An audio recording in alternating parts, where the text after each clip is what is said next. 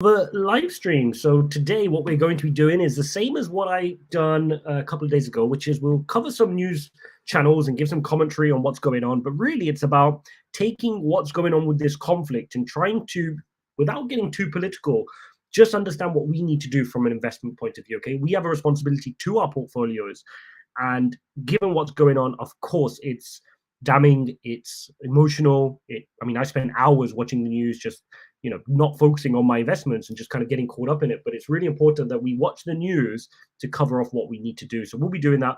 I'll be streaming a few different news channels, just trying to keep it unbiased, clicking through a few different channels, looking at whether it's Sky News here in London, whether it's RT News, maybe we'll flick across to that, and whether it's CNBC, just to see what details can we find which can best aid our decisions. Okay, so I'm here in my hotel room right now. I've got a few clients over from the States who we're taking to the Man United game shortly. So I've got about probably 45 minutes here to stream. So we'll go ahead and stream here, cover off some news. Any questions you guys have got, jump into the comments, ask me any questions you've got, and let's get started. Hey guys, welcome to the live stream. Welcome. Dragonfire, welcome. Nasiruddin, welcome. All right, let's see what Sky News is saying and what I'm going to do. News agency quoting Russian military sources saying the Russians have taken that port city.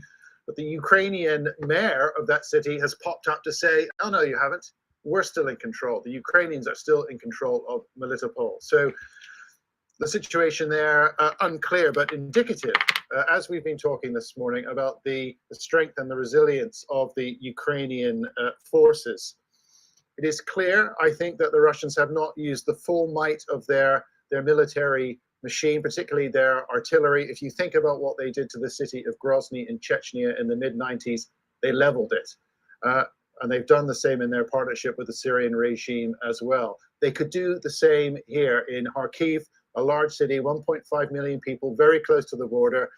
They have not done that yet. And the people who live there have, for the most part, they have stayed put. They've been in and out of the shelters, particularly yesterday there was a long artillery barrage, but the people for the most part have stayed put. We drove out of the city yesterday. The roads were remarkably clear. And I was speaking to an English teacher an hour or so ago, and he said, you know what, I went home last night. I must have been really tired, but I slept pretty well. Let's come off of there. Let's take a look here at the markets. And what I'm going to do is I'm going to post an update probably in the next hour or two on Bitcoin and Phantom. So watch out for that. But basically, Bitcoin's had a good couple of days. I don't know why. Why have I switched to light mode? That's not fun. Nobody wants that. We want dark mode. I'll do it later. But basically, Bitcoin's doing pretty well here. We can see Bitcoin is rallying up nicely. Nice 2-day candles here. We've really created our low now. We had the crazy low there on the day, of course, to 34,000. But now we're really trying to fight for 40. Today, even though it's weekend, we wicked above 40,000, which is very interesting and showing some good strength, which is really interesting. That's good type of strength. And you can see Phantom really starting to get moving and breaking out from its hourly trend. Again, I'll cover this all in detail in my next video. We'll go into the charts and the different patterns, but this is more for the news and covering off what we need to do. So let's see what RT whereby the Russians couldn't just stand by. The Ukrainians will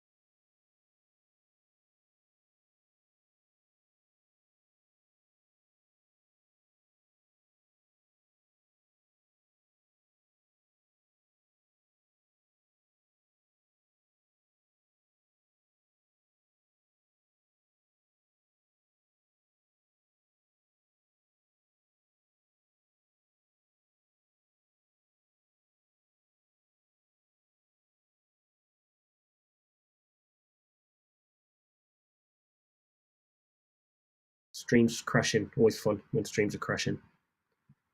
Am I back? Can you see my charts? Let me know in the comments if I'm back. For those of you watching on replay, you're gonna have to just like fast forward. Let me know if you can. I think you guys could have got me back. Let's get back. High Commissioner for Refugees telling us around 120,000 people have fled Ukraine since the Russian invasion started just on Thursday morning. People going to neighbouring countries, the majority of them giving waves, aren't they? Those families there with the children. Since the 24th of February, people have fled to many neighbouring countries, the vast majority Poland, but also Hungary, Moldova, Slovakia and Romania. Numbers, the UNHCR says, are rising. I do want to switch over to RT as well, just for a bit of this.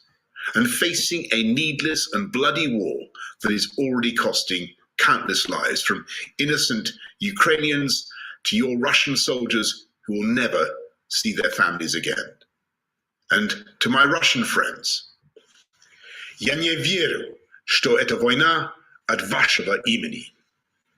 This crisis, this tragedy can and must come to an end. I know Boris is my leader, yeah, but what is he doing? Вільна та суверенна Україна. Слава Україні. Union also says that it is imposing harsh sanctions, that these, it says, will cripple the Russian economy. They include sanctions on individuals, state-owned companies, and key sectors of the Russian economy.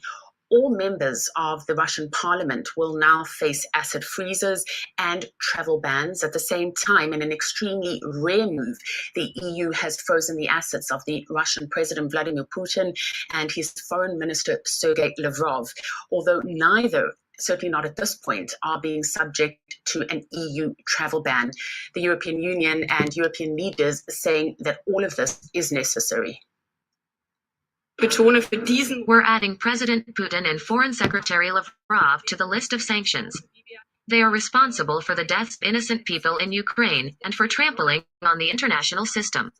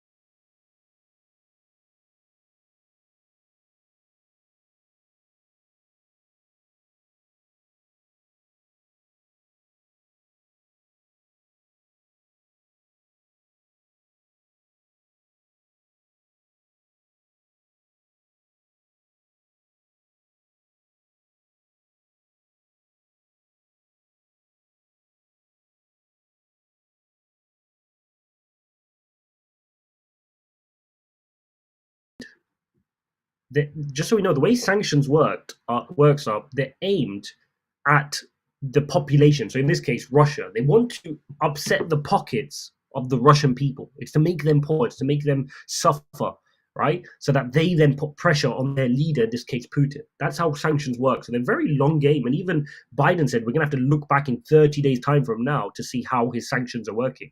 So, you know, these are a long game, and sanctions also backfire, right? So whoever's placing sanctions, just like the UK where I am, they place sanctions. US have played sanctions. Many European countries and NATO countries have put sanctions now on Russia. It backfires those economies as well, okay? So this will backfire, for example, Germany, who import a lot of oil and gas from Russia. It will have an impact, right? It will actually have an impact. Was because it would throw the price of oil and gas up into the roof beyond what it has already been, because you couldn't pay Russia for the oil and gas through SWIFT, and they wouldn't send it anymore, and no one knows where that's going to go. So if they do that, if they actually go through with that, they will disrupt global trade, they will drive inflation through the roof. And let me remind everyone, Russia, China, Iran, and many other countries don't like the domination the United States has over the SWIFT system, and it really is only a matter of time before there are multiple systems, Bitcoin coin is already functioning to a degree like that. Here we So go. this would be a very dangerous step because it will accelerate the end of the SWIFT monopoly.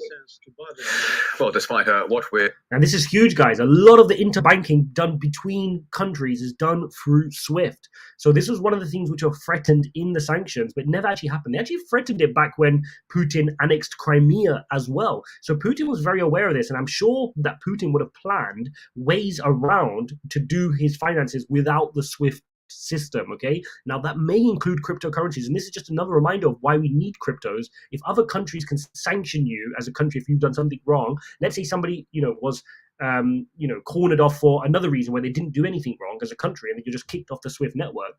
That's not good, right? Just like how Canada has kicked off the protesters off the banking system by freezing their accounts. This is why people understand decentralization is the way forward. Russian offensive began. Now, the second point is denazification of the country. Russia has already actually started an investigation into war crimes carried out at the hands of neo-fascist organizations within the ranks of the Ukrainian military. They want to hold them responsible for 8 years of indiscriminate bombing of Yep, we've heard all of this. Let's go see if we can get CNBC up. See if they're on advert break, so we don't want them. Sky News, do you want to say anything? It's not too late. I think first of all, as strong and comprehensive sanctions are imposed on entire sector of Russian economy and financial institutions. And keep them, for long, so that the people will start 19 miles away from the city center. Let's see how Bitcoin's doing here on the weekend. And what we've got from Bitcoin is we're sitting at 39. Yesterday, we had an interesting run up. We had a good, let's just see if we can get this sorted. There we go. We had a nice run up. We actually flicked today above 40,000, got us to 40,300-ish. Just calling off a little bit now. Let's see if we can pull up our EMA ribbon. There you go. As you could expect on the hourly, just getting a nice retest off the EMA. It'll be good if we can get a bounce here and go to a higher level, right? It's obviously weekend volume, so you have to take it with a pinch of salt. But this strength yesterday was really impressive to see this strength. And obviously it was led by the wider economy, right? If we remind ourselves of how the US economy did yesterday, Dow Jones 2.5% up. That's the highest since late 2020, the best day.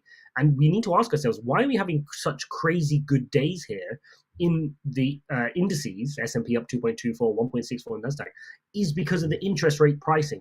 Very important. The market is now pricing in less rate hikes. Okay, before, remember, we were covering it on the channel. We're expecting 50%. We're expecting almost 1% rate hike. A lot of that was getting priced in. But now, markets are now expecting just one interest rate hike of 0.25, if not even no interest rate hikes. So it's a bit worrying because if Jerome Powell comes out and says, I still want to do a double rate hike at 0.5%, that could then spook the markets because the market is unpricing in these rate hikes, right? That's what's propping up this market right now. Very important that we understand that.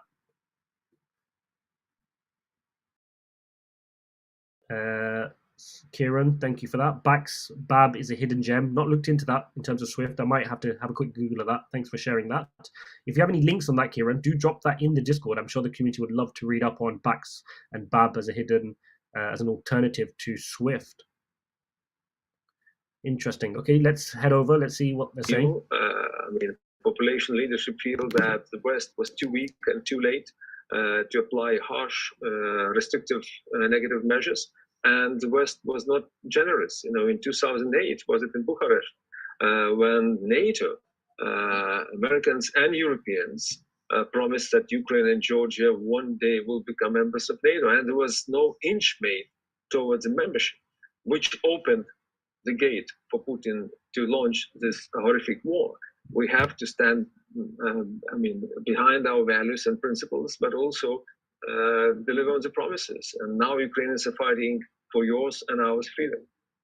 Do you feel that NATO is strong enough to protect, if he wanted to move outside Ukraine, it is supposed to be a defense organization, is it capable of protecting other countries? Well, under these circumstances, when Putin pretends to rewrite the history back to 1990s and literally to regain control of the former Soviet Union and Warsaw Pact, nothing is excluded.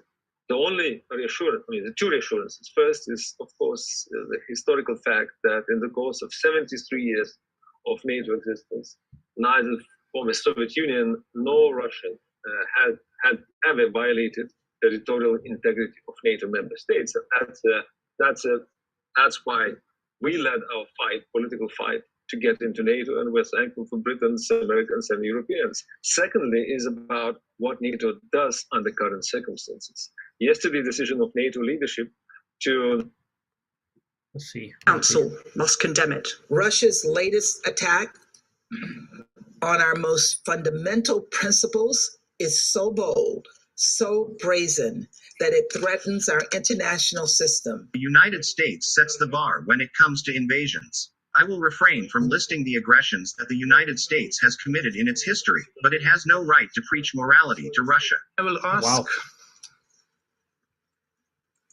all of you to pray for souls of those who has been already killed, for souls of those who may be killed.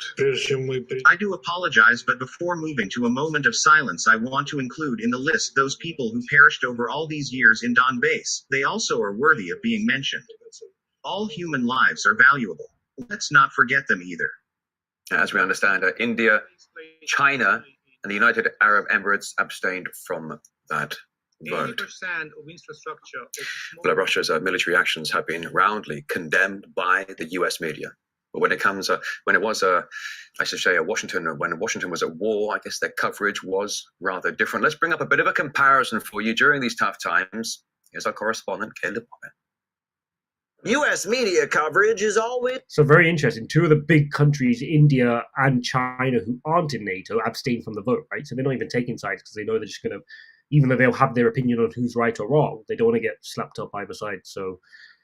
deadly one. He wasn't just threatening Ukraine, that significant enough, but he seemed to be challenging the post-Cold War order. Putin wants to take over Ukraine. Faces on the screen are filled with pain, anguish, and empathy for the people of Ukraine as Russia moves in to try and stop the bombardment the people of Donetsk and Lugansk have been facing for the past 8 years. Now let's recall how these same outlets and voices responded to U.S. missile strikes on Syria in 2017, an act without any justification under international law. As US outlets cover Russia's attack on Ukraine, remember how these same outlets cover US attacks. When the US bombed Syria in 2017, MSNBC's Brian Williams called the footage of the strike beautiful. He then quoted Leonard Cohen, "I am guided by the beauty of our weapons." Crazy. CNN's Fareed Zakaria was similarly enthusiastic about Trump's attack on Syria. "I think Donald Trump became president of the United States last night. He talked about international norms, international rules, about America's role in enforcing justice in the world." Who can forget the invasion of Iraq in 2003, based on lies about weapons of mass destruction? On the left is The Economist after Bush invaded Iraq. That was a big thing here in the UK. Like Tony Blair was caught lying and sending us to war in Iraq, which had big consequences for our economy here. We were suffering. Who possesses brutal weapons with which he will threaten and hurt a lot of people, including a lot of Americans, unless we take them away from him. All of us, including the Iraqi people, are going to be very fortunate. I think it was the smartest thing George Bush did. How about when Barack Obama rallied the world to destroy what was then the most prosperous country on the African continent with NATO bombs? I've been asking this question over and over. Why would we intervene in Libya? And I still haven't received an answer that totally satisfies me. But the most consistent one is because it'd be the right thing to do. Because people are dying for altruistic reasons. Some U.S. bombings don't even get coverage. If it wasn't for AFRICOM tweeting it out, people would have no idea the United States was currently carrying out strikes in Somalia. Guys, whilst I'm live, let me know if there's any coins you want me to look at. Happy to pull up the coins on the charts if there's anything you want to take a look at. Government of Somalia. Why criticize what your own government is doing when you can just as or any questions in general, just ask me those questions in the chat. Feigning outrage about something that a government on the other side of the planet is doing. If only the Russian military was headquartered in Washington, then perhaps mainstream U.S. South, Zara Sultana has said she has received a death threat following misleading reports that she supports Russia's actions in Ukraine. Ms. Sultana was one of 11 current Labour MPs who'd previously signed a Stop the War statement that criticised NATO expansionism. A resolution condemning Moscow's invasion of Ukraine was vetoed at the United Nations Security Council last night by Russia. China, though, failed to back Vladimir Putin's actions, and sanctions against the Russian leader are growing. More from our US correspondent, Mark Stone. Battalion! Along Europe's eastern flank, the latest deployment of soldiers, more Americans, part of a now growing NATO defense force. The order and the ceremony in such contrast to an upending of world order, which feels at least so real. And at the world's top diplomatic forum, an evening vote on a resolution condemning Russia. Those against? Which didn't pass, but did provide what's being seen as a significant moment. Abstentions? China, considered by Russia to be a friend, did not vote with them against the resolution. Beijing could not condone what's happening in Ukraine. Kieran wanted us to look at Multivac. Let's take a look at Multivac. Don't know much about it, but let's just look at the charts. Let's look at the daily. Let's get nice and zoomed out. Okay. So, as you'd expect, it's holding up pretty well, huh? Multivac. Interesting. I'd have to do some fundamental analysis to see what it's on, because you guys know I want that blend of technical fundamentals. You guys know about that blend, that healthy blend. But technically, it's holding up pretty well. It's a good entry point for those who aren't in it, if they believed in the project. Plenty of room to the upside. I'd want to look at the tokenomics as well. So, Kieran, if you know about the tokenomics, do share. If you're invested, or if anyone's thinking of investing, always look at the tokenomics, always look at the circulating supply, look at the fully diluted market cap. If you don't know what any of these means, ask me in the Discord or look at my previous videos explaining these things. Super important. That's the nub of it. That's why NATO forces will not roll into Ukraine to end all this. It is about sanctions, now against Putin himself, freezing his assets, potentially banning him from traveling. Tactics that were once a deterrent now feel so reactionary, and against a man who isn't listening. Are you worried for President Zelensky? Of course he's worried, but the past few days has revealed the blunt and troubling reality. What can be done without unthinkable escalation?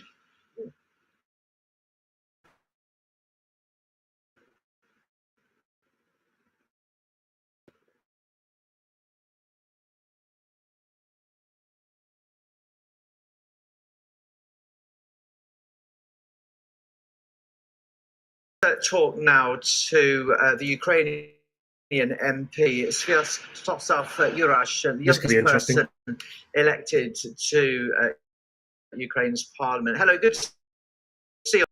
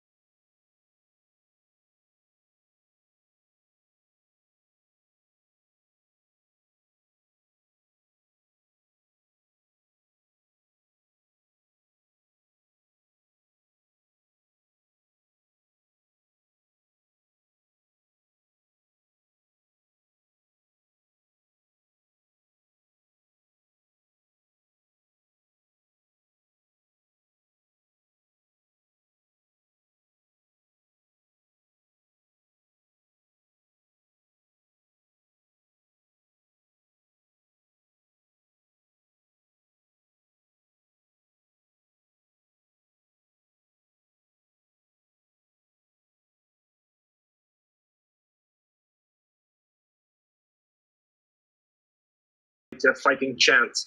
That means giving them weapons. That means giving them training. Means giving them a chance to try and be useful in this circumstance. Territorial defense forces basically have been. Kieran, absolutely right. Like no weak coins right now. Like I'm not holding any speculative coins right now.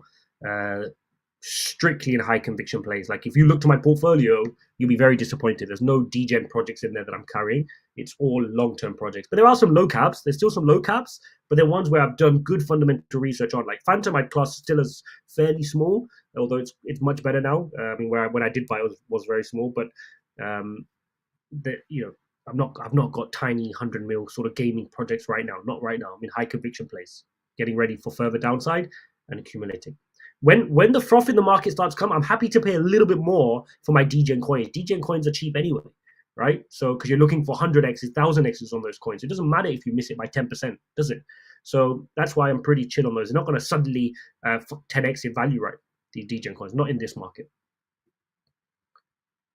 And again, people here have thought of this possibility. It's very hard to believe still that Russia can launch this mad invasion from all the sides and to showcase to the world that any notion of national law and order doesn't really exist. But the point here is it is happening with our own eyes. We are hearing the blast. We blast through the night. Basically, you go around Kiev, you hear the Spanish here or there. And thanks to the police forces, the army, territorial defense forces, we are able to control the situation, and we are pushing Russians back as much as we can, and we shall continue doing so until they are out of the country entirely. Mr. Yurich, are you taking up arms? Yes. I'm currently talking to you with my AK-74 on my lap. So. And what are you intending? And the crates behind me. What are you intending to do with that then?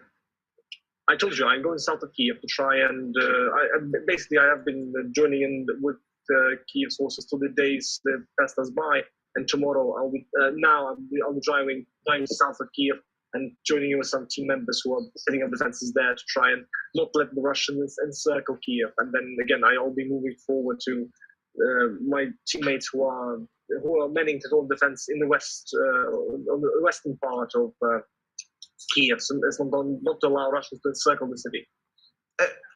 On a personal level, what does that mean to you to have that in your hands? That means that everything is at stake here. I'm no soldier. I don't have that much experience with the gun. But again, when you are fighting for your life, you learn pretty quick. The reality is that Ukraine doesn't have a choice if it wants to survive as a state. Russia wants to destroy us, and we, Ukrainians, are not going to let that happen. I was born in independent Ukraine, I shall die in independent Ukraine. And you know many others that are taking up weapons and taking up arms? Many of my colleagues are joining in the fight as well. I saw them yesterday, I saw them today. The reality is the Kiev, even though it is sieged and the sporadic fighting is happening everywhere, the reality is that we are seeing the president retain his presence here in Kiev, the prime minister, all the key officials are staying here, and the point is we are joining in with the defense of Kiev because, again, it is our capital, and we are not going to let this city go into the Russian hands. Did you ever think you would be in such a position like this, having to defend yourself? Well, to be honest with you, I started my political life when I joined the revolution, the Maidan, in 2014, and their situation was quite desperate as well at many points. I did not partake in the fighting per se, but I was in charge of the media operations there.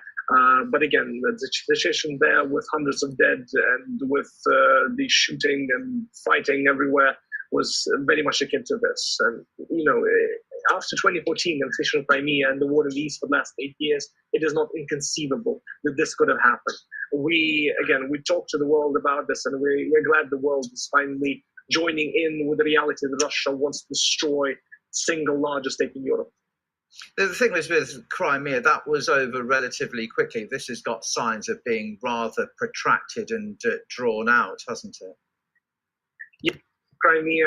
By the way, guys, the lag is from their stream, but we're just trying to listen to it. That I partook in the revolution against. He basically put the Russian in charge of the Ukrainian military, and that Russia did everything he could to destroy our ability to be truly formidable force, which you see right now. The reality is that after that mistake, Ukrainian armed forces have been reforming, building up, and preparing for any eventuality for the last 8 years, and so we are now knocking the Russian teeth out as far as their capabilities. And you can see the images going to the social media. We are blasting their tanks. We are pushing them back at different junctions in the east, especially on the front lines in the east. But We just had a little bit of dropout on the line there. I'm just. All right, we'll jump off there. Nothing for us there. What about CNBC? Have you got anything for us, CNBC?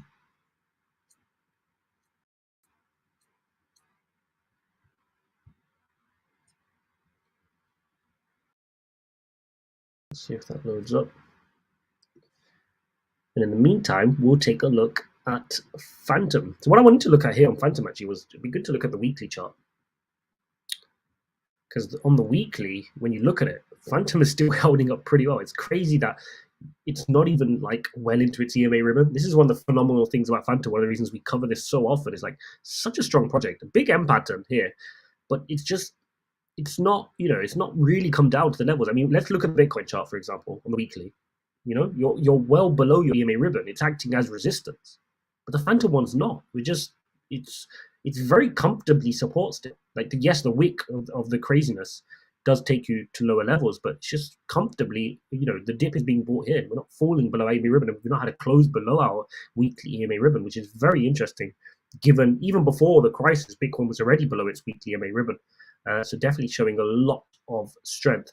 So what I'm going to do, I think, let's see. Eastern Ukraine, the government has said Russian airstrikes have targeted military facilities. Sky's John Sparks is there for us this afternoon. Cool, guys. So if there's not any more questions, what I'm doing is I'm going to jump off this live stream now. Don't forget to watch out for the video, which I'm going to be posting in about an hour or two time. I do go into Bitcoin, I go into the Phantom charts, look at the key levels. We cover off what happened yesterday and today, what I think is going to happen next, and what I'm going to do. So make sure you hit the like button, subscribe to watch out for that video. If there's anything specific you guys want me to live stream, let me know in the Discord. Jump into the Discord and let me know what kind of things you want me to cover. Obviously, right now I'm covering it here in a hotel room, but when I'm back in my studio, we'll be able to do it professionally with a good internet connection, with all the different news streams coming in. Just let me know specifically what you'd want to do, obviously with good camera quality and the rest of it. Don't worry about the production quality. It's about just getting you the content that you need. So let me know what it is you want me to cover off. Thanks for jumping on. I will jump off. I'm going to go to the Man United game. Hopefully Ronaldo can do the business. If they don't, I'm going to be an upset boy. So thanks for watching, guys. I'll see you in the next one.